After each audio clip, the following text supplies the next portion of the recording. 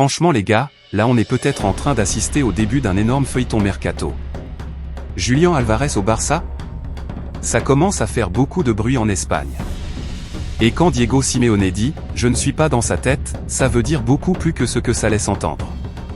Parce que soyons clairs, si tout était tranquille, s'il était sûr à 100% qu'Álvarez reste à l'Atlético, il aurait fermé la porte directe. Mais là, il laisse un petit doute.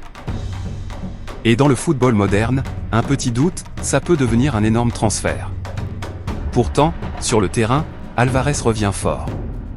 Après une petite période de disette où certains commençaient à parler, à critiquer, à dire qu'il n'était pas au niveau, il a répondu comme un champion du monde. 13 buts, 6 passes décisives cette saison. Ce n'est pas rien.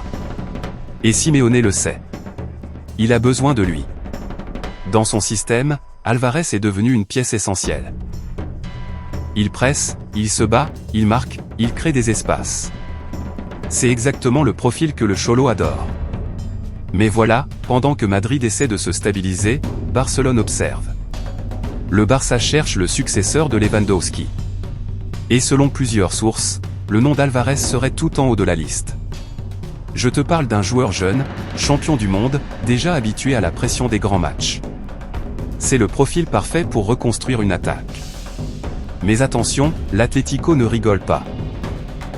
Le club aurait fixé son prix à 200 millions d'euros. Oui, 200 millions. C'est un message clair, on ne vend pas. Ou alors tu viens avec un chèque historique. Et avec un contrat jusqu'en 2030, l'Atlético est en position de force. Ils n'ont aucune obligation de le vendre. Aucun stress financier apparent. Même Arsenal, Chelsea et Manchester United seraient intéressés. Donc le Barça n'est pas seul sur le dossier. Et quand plusieurs gros clubs s'intéressent à toi, ta valeur monte encore. Mais le vrai problème pour l'Atlético, ce n'est pas seulement le mercato point en Liga. Ils sont à 15 points du Real Madrid. 15 points. Autant dire que le titre, ça devient mission quasi impossible.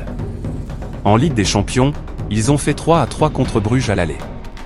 Rien n'est joué, mais ça montre que l'équipe est fragile. Et Simeone l'a reconnu indirectement, l'effectif est trop court. Trop de matchs. Trop d'intensité. Pas assez de rotation. Et quand tu tires toujours sur les mêmes joueurs, ça finit par craquer. Alors imagine maintenant. Si en plus Álvarez commence à réfléchir à son avenir. Parce que oui, Simeone a dit « je ne suis pas dans sa tête ». Ça veut dire quoi? Ça veut dire qu'il ne sait pas ce que le joueur pense vraiment. Ça veut dire qu'en coulisses, il peut y avoir des discussions. Ça veut dire que le projet Barça peut faire réfléchir.